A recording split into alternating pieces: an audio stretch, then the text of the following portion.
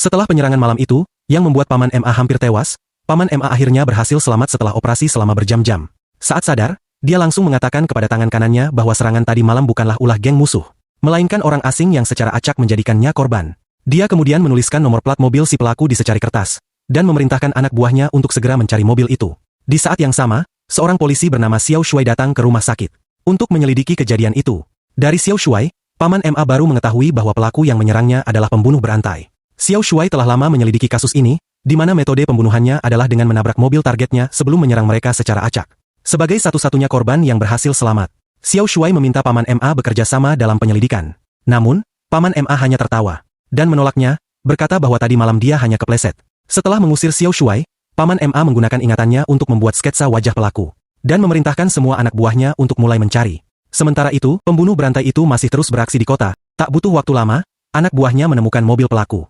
Sayangnya, mobil itu telah ditinggalkan. Namun, mereka berhasil menemukan pisau yang digunakan pelaku dibuang di pinggir jalan raya. Secara mengejutkan, Paman MA tiba-tiba menghubungi Xiao Shuai dan menawarkan kerjasama dengan polisi. Dengan demikian, dimulailah perburuan besar-besaran. Paman MA menyerahkan semua petunjuk yang ditemukan anak buahnya kepada polisi tanpa syarat. Dengan membandingkan sidik jari dan data orang hilang, mereka akhirnya menemukan seorang yang mencurigakan. Setelah mendapatkan konfirmasi dari Paman MA, mereka berhasil mengidentifikasi target. Mereka segera mengumpulkan seluruh anggota geng, masing-masing dibekali foto si pembunuh, lalu memulai pencarian intensif di berbagai tempat.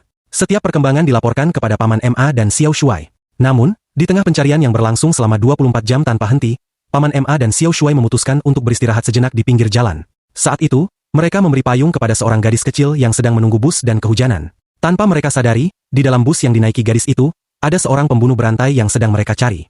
Malamnya, Paman MA dikejutkan oleh sebuah insiden tragis di berita. Gadis yang ditolongnya tadi, menjadi korban. Ia mengenali payung yang sebelumnya ia berikan.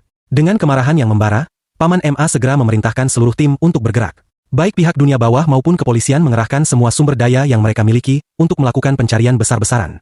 Mereka berhasil melacak si pembunuh hingga ke sebuah hotel. Namun, pelaku sangat waspada. Sebelum Paman MA bisa menangkapnya, si pembunuh menyadari sesuatu yang tidak beres dan segera melarikan diri. Tim kemudian membagi diri menjadi 3 kelompok untuk mengepung si pembunuh. Namun, dalam pelariannya, si pembunuh memanfaatkan celah dan menyergap salah satu anggota yang terpisah dari kelompoknya. Serangan itu langsung menewaskan korban di tempat.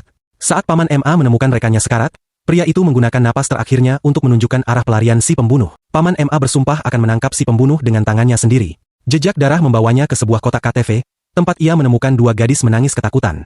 Ia segera menyadari bahwa si pembunuh bersembunyi di dalam toilet. Dengan isyarat, ia meminta kedua gadis itu menjauh. Dalam sekejap, Paman MA membanting pintu dengan keras, dengan kemarahan yang meluap, ia melayangkan pukulan bertubi-tubi, hingga menembus pintu, dan menghantam kepala si pembunuh di lantai.